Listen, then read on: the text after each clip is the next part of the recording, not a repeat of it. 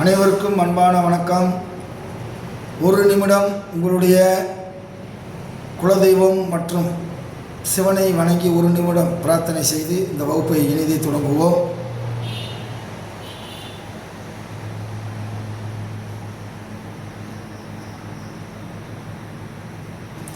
அனைவருக்கும் நன்றி. அடிப்படை ஜோதிடம் வகுப்பில் நம்ம ஒவ்வொரு வகுப்புலையும் ஒவ்வொரு கிரகத்தினுடைய தன்மைகளையும் அந்த கிரகம் மனிதனுக்கு செய்யக்கூடிய நன்மை என்ன தீமை என்ன என்பதை பற்றி பார்த்து கொண்டிருந்தோம்.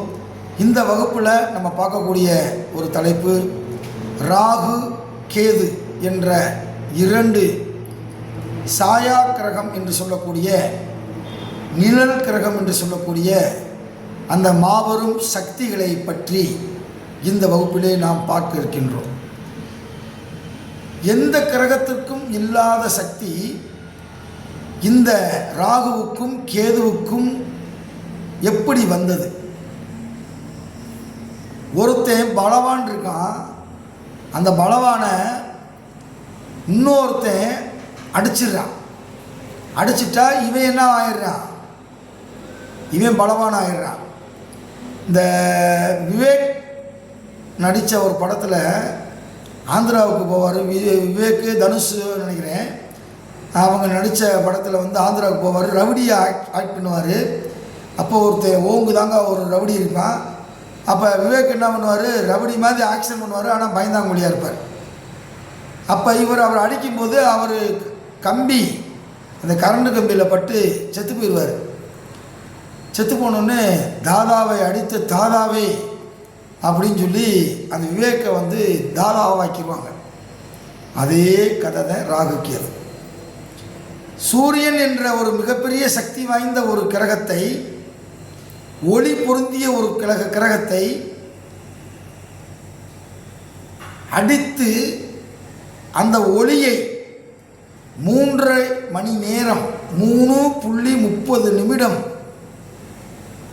ஜம்பிக்க வைக்கிறது என்று சொன்னால், ஒளியை மங்க வைக்கிறது என்று சொன்னால், அது ராகு கேதுவினுடைய வலிமை அப்போதுதான் கூடியது. அதற்கு முன்பாக சூரியன் வலிமை அதிகமான கிரகம் என்றும் சந்திரன் வலிமை அதிகமான கிரகம் என்றும் ஜோதிட சாஸ்திரத்திலே இருந்தது.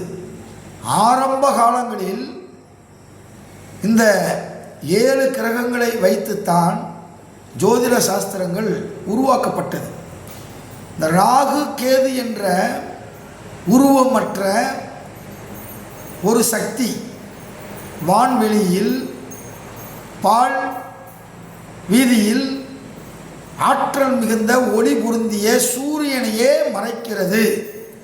அப்போ சூரியனையே மறைக்கக்கூடிய இந்த கிரகம் மிக சக்தி வாய்ந்த கிரகம் என்று நைசர்கிய பலன் என்ற ஒரு பலன் உண்டு.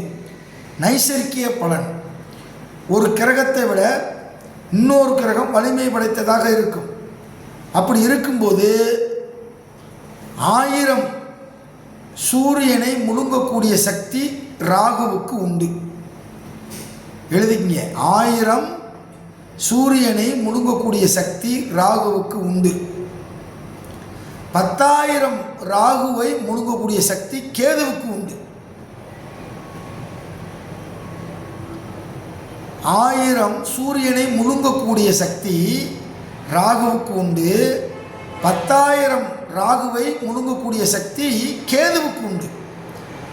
அப்போ இருக்கிற 9 கிரகங்களிலே மிகவும்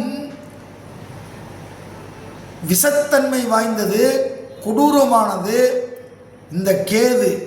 அதுக்கு அடுத்து ஒரு படி கீழே இருப்பது ராகு. இந்த ராகு கேது என்பது அறிவியல் ரீதியாக ப்ரூஃப் செய்யப்பட்ட ஒரு உண்மை. ராகு என்பது தென் துருவத்தில் வெட்டக்கூடிய ஒரு வெட்டு புள்ளியில் இந்த ராகு என்றும், வடக்கு திசையில் வெட்டக்கூடிய வெட்டு புள்ளிக்கு கேதுவும் என்றும் அறிவியலாளர்கள் சொன்ன உண்மை. ஒருவருடைய ஜாதகத்தில் இந்த ராகு கேது என்ற கிரகங்கள் நல்ல ஸ்தானங்களில் அமர்ந்திருந்தால் அவர்களுக்கு பல நன்மைகளை கொட்டி கொடுக்கும் கோடீஸ்வர யோகத்தையும் சந்தோஷமான வாழ்க்கையையும் இந்த ராகு கேது கொடுக்க காத்திருக்கிறார்கள் என்பது உண்மை. ராகுவை போல் கொடுப்பவன் இல்லை, கேதுவை போல் கெடுப்பவன் இல்லை என்ற ஒரு பழமொழி அனைவருக்கும் தெரியும். ராகு பேராசையை தூண்டிவிட்டு வலையை விரித்து அந்த வலையிலே மாட்ட வைத்து பிறகு ராகு திசை முடியும் போது டவுசரை அவுத்து விடக்கூடிய கிரகம்தான் ராகு. இந்த லஞ்சம் வாங்குறாங்க பாருங்க, கவர்மெண்ட்டில் டெய்லி பேப்பரில் பாருங்கள் லஞ்சம் வாங்குறது. அந்த லஞ்சம் வாங்குறதுல விட இப்போல்லாம் லேட்டஸ்ட்டாக ஆண்கள் வாங்குவதை விட பெண்கள் தான் அதிகமாக லஞ்சம் வாங்குகிறார்கள். லஞ்ச ஒழிப்புத்துறைன்னு ஒரு துறை இருக்குது. அந்த துறையில் எத்தனையோ நேர்மையான காவல்துறை அதிகாரிகளை எல்லாம் வேலை பார்க்கிறார்கள். 5 பைசா வாங்காதவர்கள், நேர்மையாக இருக்கக்கூடியவர்கள் வாங்குகிறாங்க. ஆனால் அரசு பணியில் இருக்கக்கூடிய பெண்கள் தினமும் பேப்பரில் பார்க்குறேன். இப்போ சமீபத்தில் வணிக வரித்துறை இணை ஆணையர் ஒரு 3 நாளைக்கு முன்னாடி ஒரு லேடி ஏதோ கிருஷ்ணகிரியோ தருமபுரியோ நினைக்கிறேன், ஈரோடோ அந்த பக்கம் வந்து அவங்க மாட்டிக்கிட்டாங்க. ஆசையை கொடுத்து மோசம் செய்யக்கூடிய ஒரு கிரகம்தான் ராகு. கேது என்ற கிரகம் கெடுத்து கொடுப்பான், ராகு கொடுத்து கெடுப்பான். ராகு கொடுத்து கெடுப்பான், கேது கெடுத்து கொடுப்பான். கேது கொடுக்கக்கூடிய ஒன்றே ஒன்று என்னன்னா ஞானம், அறிவு, ஐடியா, யோசனை, சிந்தனை, ஆன்மீக மார்க்கம் இவற்றை எல்லாம் கொடுக்கக்கூடிய கிரகம் கேது. நாம் முன் ஜென்மத்தில் செய்த கர்ம வினைகளுடைய முடிவுகளை இந்த ஜென்மத்தில் அனுபவிக்க வைக்கும் கிரகம் ராகுவும் கேதுவும். அப்ப கர்ம வினை திடீர் மாற்றங்களை கேது என்ன செய்வார்? திடீர் ஏமாற்றம். ஒரு அம்மா வந்து என்கிட்ட ஃபோன் பண்ணி ஜாதகம் பார்க்கணும் சார்னாங்க. நான் பார்த்தேன். பார்த்தப்ப சார் நான் கொஞ்சம் இழந்துட்டேன், அதை வந்து எனக்கு கிடைக்குமா அப்படின்னு கேட்டாங்க. என்ன இழந்தேன் அப்படின்றத அந்த மாதிரி சொல்லலை, நானும் கேட்கலை. கடைசியில் எவ்வளோமா இழந்தீங்கன்னு கேட்டேன். 15 ரூபா சார்னாங்க. நான் என்ன நினச்சேன், 15 ரூபானா 15,000 ரூபாய் எங்கே இழந்துட்டாங்க போல அப்படின்னு. அப்போ சொன்னேம்மா, நீங்கள் சண்டை போட்டு மல்லு கட்டி அந்த காசை வாங்கினாத்தே அந்த காசு உங்களுக்கு திருப்பி வரும். நீங்கள் யார்கிட்ட கொடுத்தீங்களோ அவங்கக்கிட்ட போய் மல்லு கட்டுங்க, சண்டை ஓடுங்க அப்படின்னு சொன்னேன். அந்த அம்மா பதிலே பேசலை. கடைசியாக தான் சொல்லிச்சு, கம்ப்யூட்டர் கூட எப்படி சார் சண்டை ஓடுறதுன்னுச்சு. கம்ப்யூட்டர் கூட சண்டை ஓடுறதா? யார்கிட்டமா கொடுத்தேன்னே. இல்லை சார், 5,000 ரூபா ஆன்லைனில் கட்டணும்னா 10,000 எனக்கு வந்துச்சு. 10,000 கட்டினா 20,000 வந்துச்சு. அப்புறம் 50,000 கட்டணும் 1 லட்சம் வந்துருச்சு. நான் வீட்டுக்காரருக்கு தெரியாமல் நகையெல்லாம் அடகு வச்சுட்டு கடனை வாங்கி 15 லட்ச ரூபா போட்டேன், வரவே இல்லை சாண்டிச்சு. எனக்கு தூக்கி வரி போட்டுருச்சு. இத்தனைக்கும் ஒரு ப்ரைவேட் ஹாஸ்பிட்டலில் நர்ஸாக இருக்குது, பெரிய பணக்காரி இல்லை. ப்ரைவேட் ஆஸ்பத்திரியில் அந்த அம்மா நர்ஸ். சண்டை ஓடுங்கன்னு சொன்னப்போ அந்த அம்மா யோசிக்குது, எப்படி ஆன்லைனில் போய் சண்டை ஓடுறது, முகமே தெரியலையே, அவன் எந்த ஊர், அவன் கருப்பா சிவப்பா எந்த நாட்டில் இருக்கான் ஒன்றுமே தெரியலை. ஆசையை காட்டி மோசம் செய்யக்கூடிய கிரகம்தான் ராகு. உபஜயஸ்தானங்கள் என்று சொல்லக்கூடிய 3, 6, 10, 11 ராகு கேது போன்ற கிரகங்கள் இருந்தால் நீங்கள் யோகம் நிறைந்தவராக இருப்பீர்கள் என்பது அர்த்தம். 3, 6, 10, 11 ராகுவோ கேதுவோ இருந்தால் இந்த ஜென்மத்தில் நீங்கள் நல்ல பலனை அனுபவிக்க பிறந்திருக்கிறீர்கள் என்று அர்த்தம். அந்த ராகுவோ கேதுவோ திசை நடக்கும்போது அல்லது புத்தி நடக்கும்போது அவர்கள் என்ன கொடுக்க நினைக்கிறார்களோ அதை தாராளமாக கொடுத்து விடுவார்கள். அது கொடுக்கும் ராகு, கெடுக்கும் ராகு அல்ல. கொடுக்கக்கூடிய ஒரு ராகாக அது இருக்கிறது. அப்ப ராகு எங்கே இருக்க வேண்டும் என்று நான் ஏற்கனவே சொன்னேன், மறுபடியும் நான் சொல்லுகிறேன். ஆமேறு எருது சுறா நண்டுகண்ணி 5 இடத்தில் கருணாகம் படுத்துறங்க பூமேடை தண்ணில் படுத்துறங்கும் பர்வத ராஜயோகம் எங்க இருக்கணும் சொல்றாரு புலிப்பாணி சித்தர். ஆமேறு எருது சுறா நண்டுகண்ணி, மேசம், ரிஷபம், கடகம், கன்னி, மகரம்.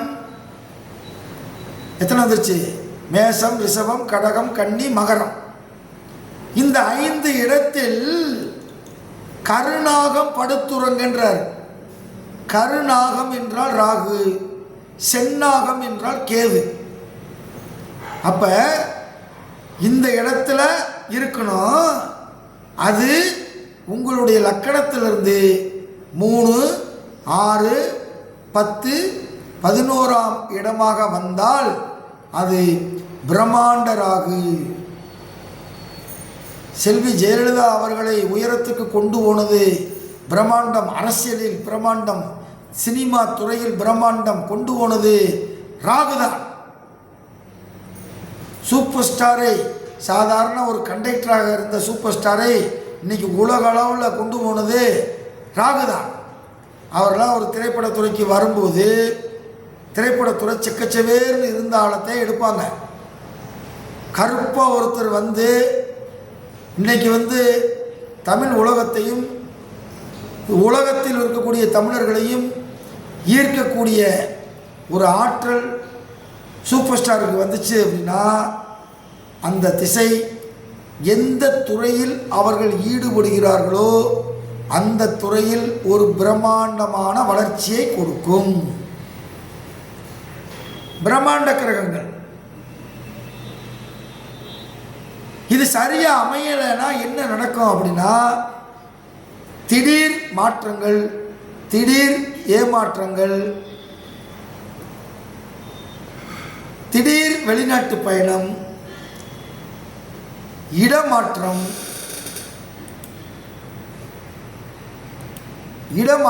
இடமாற்றம்னா என்ன? ஒரு இடத்துல இருந்து இன்னொரு இடத்துக்கு வீடு மாறுவது, ஒரு கிராமத்திலிருந்து நகரத்துக்கு குடி போவது, ஒரு மாவட்டத்திலிருந்து இன்னொரு மாவட்டத்துக்கு போகிறது, அல்லது ஒரு மாநிலத்திலிருந்து இன்னொரு மாநிலத்துக்கு போகிறது, வெளிநாடுகளுக்கு போவது, எல்லாமே இதுதான். திடீர் மாற்றத்தை கொடுக்கும். எங்க இருக்கக்கூடாது? லக்கணம் 2ஆம் இடம், 5ஆம் இடம், 7ஆம் இடம், 8ஆம் இடம். இந்த இடங்களில் ராகு கேது இருந்தால் துன்பப் பயனை அனுபவிக்க போகிறோம் என்று பெயர். லக்கணத்திலிருந்து பார்க்க வேண்டும். நான் ஏற்கனவே சொல்லியிருக்கேன், லக்கணம் வலிமையா ராசி வலிமையா என்பதை நீங்கள் தெரிந்து கொள்ள வேண்டும்.